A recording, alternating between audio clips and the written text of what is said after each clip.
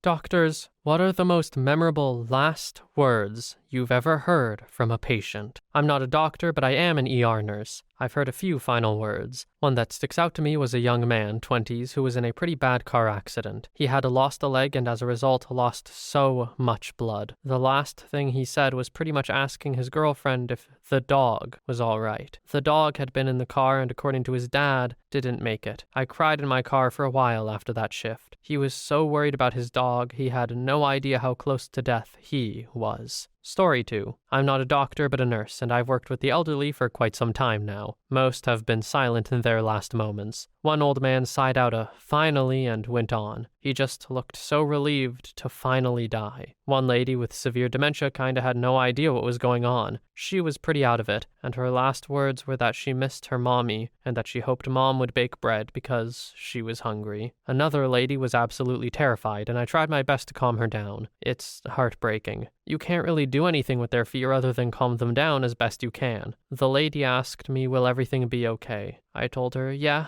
everything would be fine. The kids were fine, and everything was fine. Her flowers were watered. She didn't say anything after that, and passed on an hour later. Story 3. Obligatory, not a doctor, but I am an STNA. My grandma, who was pretty much my mother, was diagnosed with 6 types of cancer. I was one of her main caregivers. Towards the end, when things were snowballing out of control, we made peace and told her she could go whenever she wanted. She told me that she was holding on to meet her only great-grandchild. I was 20 weeks pregnant at the time. Fast forward to April 15th of this year, I visited her in the hospital to hang out and explain medical jargon to her with my 5-month-old daughter. Grandma was hurting really bad and was just going to get papers filed to have a nurse visit at home 2 times a day. Everything seemed completely fine, for having cancer I mean, other than her arm hurting so badly she couldn't move it. She was asleep when we first came into the room, and as I was writing my "just stop by to visit, we love you" note for her to find, she woke up. We had an amazing chat like nothing was wrong. Just her complaining about my grandpa leaving her hospital TV on this History Channel when he left and the food sucking. Right before we left, she gave my daughter's hand a squeeze. She said, "I am so glad I got to see you one last time. Make sure Grandpa takes you to the park for me. Grandma loves you both so much." Those were the last words she ever said. She passed away in hospice care 4 days later. My grandpa and I never expected her to pass away so quickly. We knew she was hurting, but she hid it so well. I'm so glad she woke up when we visited. She got to see her great-granddaughter one last time. Sorry for the ramble. While writing this, I started bawling my eyes out. I think this post just made it click for me that she's gone. Hug your loved ones tight. You never know if it'll be the last time you see them.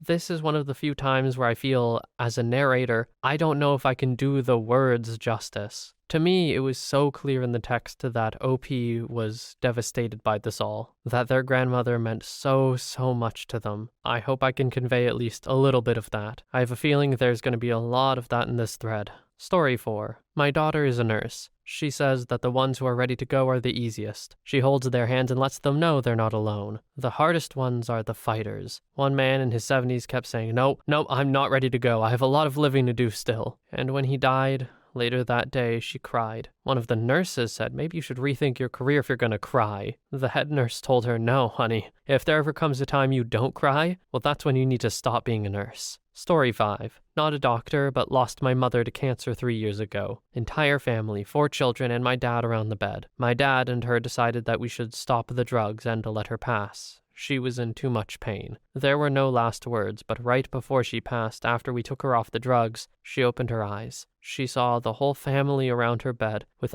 all the love in the world before she passed away. I know it's not last words, but knowing she got to see her family with her as her last sight lets me sleep better at night. I miss you, Mom, and I'll love you forever. Story 6. Not a doctor, but a paramedic who has heard too many last words. And these are rarely what you see in movies, where the patient says something, then peacefully and quickly dies. Lots of mine have been just before going into cardiac or respiratory arrest, or just deteriorating in general. It's long-winded and painful to watch. This really freaking hurts. Were the last words of a 22-year-old kid who flew off his motorbike after being hit by a lorry. He went into shock afterwards and we couldn't get him back. This was back when I was a student, and even though it's a humorous last sentence, it still kinda haunts me. I'm glad my wife didn't have to find my body. An elderly gent who suffered global 3rd/4th degree burns. He had fallen asleep while making him and his wife lunch. Massive fire ensued. This one still hurts to think about. Something I find really interesting is the sort of phenomenon of impending doom. The amount of patients I've had with myocardial infarction, heart attacks, AAA ruptures, etc., whose last words, or at least one of their last sentences, have been, "I think I'm going to die." When you see a patient who basically looks like crap, sweaty and pale, and they tell you they think they're going to die, you listen, because they probably are.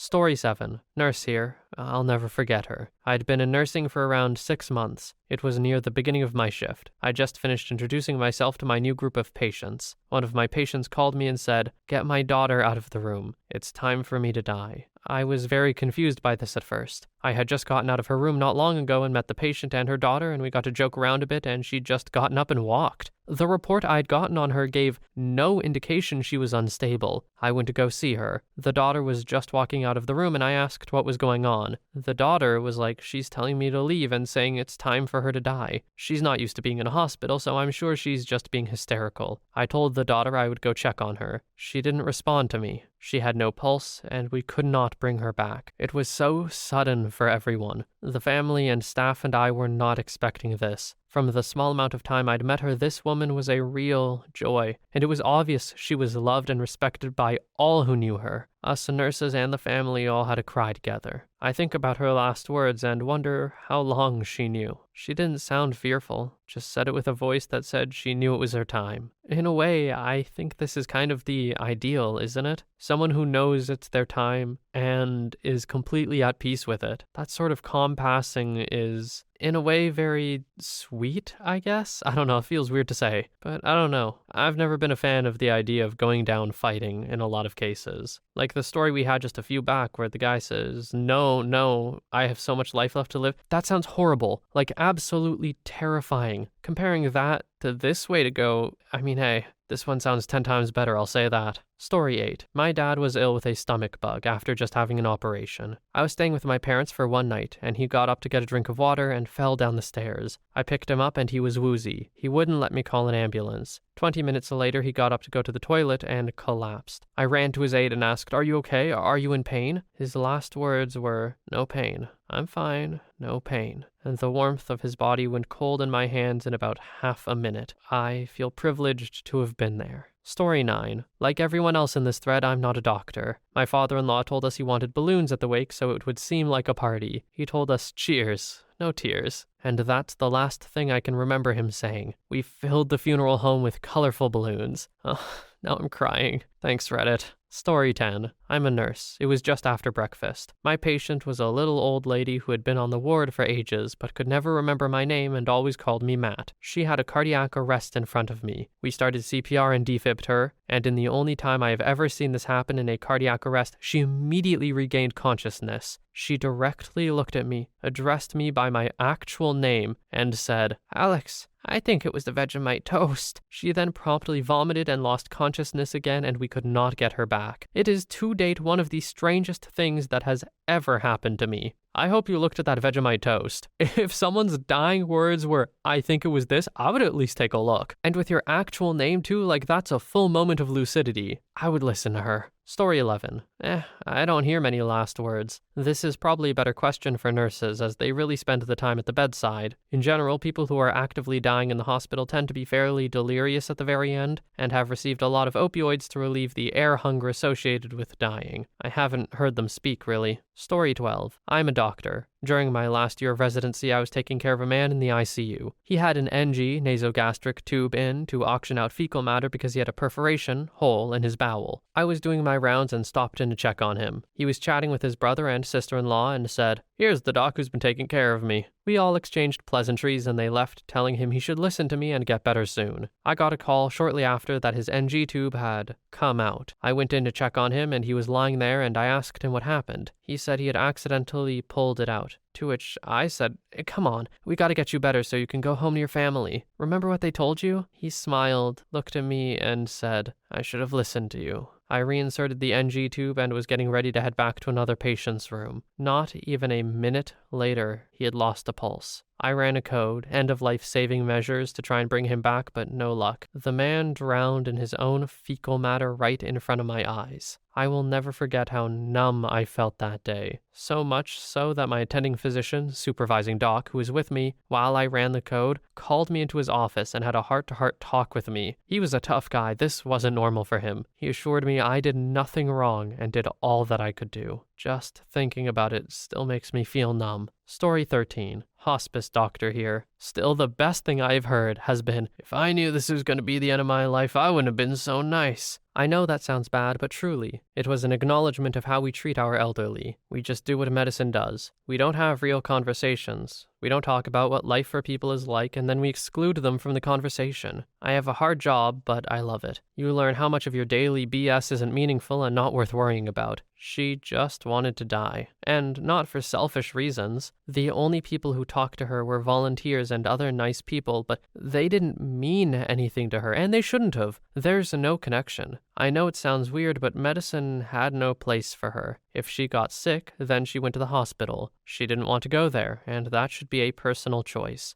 Just a weird conversation at a time in my life when I was inexperienced. I wish I could have had nice things to say. Now, things are changing, and people are accepting more of a personal choice to not participate in forced medicine. There's a lot of political and healthcare things involved, but just eye-opening to hear a competent, sane person say they don't want to do this anymore. Healthcare is really messed up. Hopefully we begin to listen more and be less authoritarian. Story 14. Neither doctor or nurse. My grandma told me to go check the mail because my grandpa wasn't feeling well. I did and went and checked on him. He was in bed in the middle of the afternoon, which was a bad omen. I jokingly said, "What the hell are you taking a nap for now?" He just made a painful smile. I told him he better get to feeling better. His reply was, "Don't worry, I'll live." He fell unconscious later that day and died the next. I'm sorry, my reply wasn't necessarily for the question asked, but I love that he told a joke to me as his last words because he knew he wasn't going to make it. Story 15. Nurse here. One that's always stuck with me. Had a patient I was helping another nurse care for. Patient had messed with themselves, so I had gone into the room to clean them up. Patient halfway joked and talked with us afterward. Was doing all right, had no complaints, so we left the room. Not an hour later, responding to a call light down the hall, the patient's room is on, and as we pass the room we hear, "Help, help me, I'm dying." By the time we hit the door, the patient was stone cold gone. No pulse, no breathing. On the positive, the patient was a DNR, so there was nothing else to do. But the look of shock and terror on the patient's face post-mortem was still kind of horrifying. Story 16. I was brought up by my grandparents from the age of 2 weeks. My grandfather was like a dad to me. Growing up, he was like the oracle. I used to think he knew the answer to every question, and to this day, I wish he was still here to help me when I'm down. He had a way of making you see the light even in the worst times. Ironically, the very worst time in my life when he was diagnosed with a lung cancer and then passed away. He wouldn't let me come to the hospital with him on his appointments. I was 18, 19 at this time, as he didn't want it to affect me, so my father used to go with him. One day I insisted on going. The one and only day I go with him is the day they tell us that his cancer has spread to his spine, and that there was nothing they could do. I used to live with my girlfriend at the time in a flat directly opposite my nan and granddad's place, and 3 days after that appointment, my nan called asking me to help granddad into bed, as he couldn't get up by himself. I walked him into the bedroom with my arms under his and tucked him in. He looked at me from the bed and said, "Sorry, son, you shouldn't be doing this. I just feel so strange today. I've never felt like this before."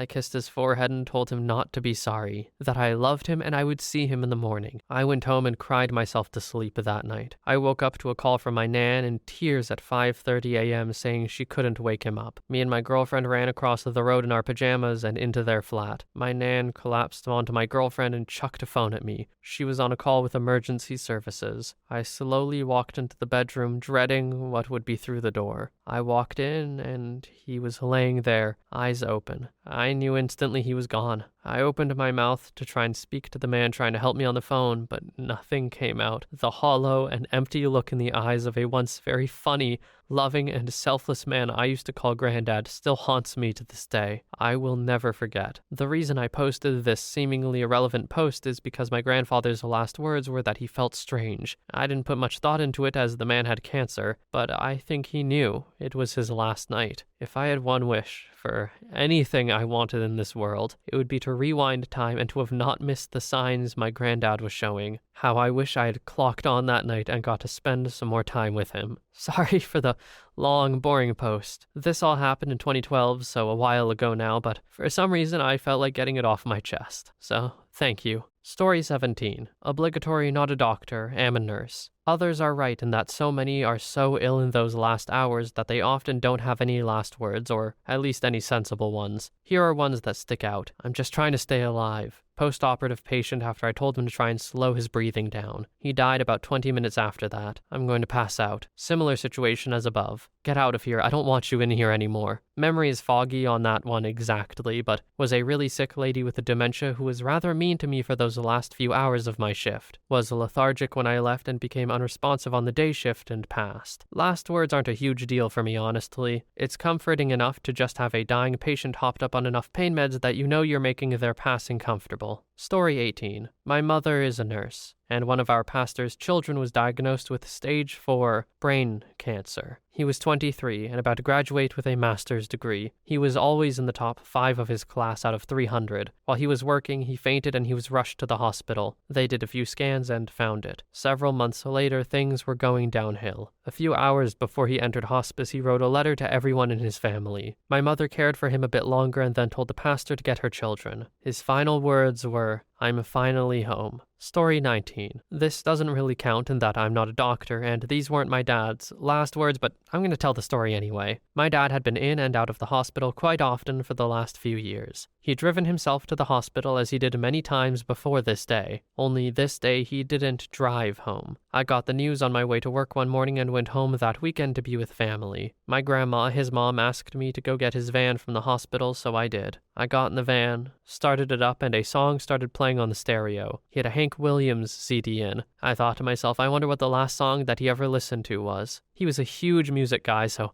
I hit the back button. The song was, "I'll Never Get Out of This World Alive." I cried the whole way back. I don't know if he listened to that song every time he drove to the hospital, or if he knew this was his time, or if he even expected anyone to do what I did and see what he listened to last. But I like to think it was his last joke for someone to hopefully hear. Well, Dad, I heard it. Story 20. About to graduate resident doctor here. During my intern year, we admitted a young woman, early 20s, to the medical ICU for respiratory distress and a multifocal pneumonia. She had influenza recently, and the combination of her recent illness and new pneumonia wasn't a good sign. In addition, she didn't seek treatment for over 5 days, becoming progressively more lethargic and febrile at home. She did well at first, but eventually she progressed to the point of requiring the ventilator. It wasn't emergent, but after spending a few days and not gaining improvement in her oxygenation, we decided to electively intubate her. Prior to performing the intubation, while getting ready to sedate her, she looked at me and said, "I'm scared." I promised her she would be sedated and would be receiving pain and sedating medications while she was on the ventilator, and we performed the intubation without issues. Her disease continued to worsen, and she eventually required multiple continuous IV medications to keep her blood pressure up. Her oxygenation also took a turn for the worse, and we placed her on ECMO since her lungs were so ravaged by the infection. She eventually coded multiple times in spite of our efforts, and died after her family made the difficult but necessary decision to withdraw on her. As I finish my training, I've had time to reflect on patients who impacted me. I've seen suffering, joy, healing, and pain. In this young woman, I saw fear. I've tried to integrate the lessons she taught me into my own practice. I wasn't able to save this young woman, but I continue to try to heal my patients not only with medicine but with compassion and the willingness to say, "I'm scared too, but we are going to do the best we can for you." I think I gotta stop reading these before I'm absolutely destroyed as a human being. I don't know how much it comes through in my voice, but threads like these always hit me a little bit. I don't know why, because to be honest, they don't bring up like traumatic memories for me or anything. I don't have much to relate to, but the stories are always just so touching to me. I don't know. Maybe you feel the same way. Anyway, I hope I did these stories justice. I would like to thank you so much for watching. I hope you have a wonderful day or night wherever you are, and I will see you in the next one.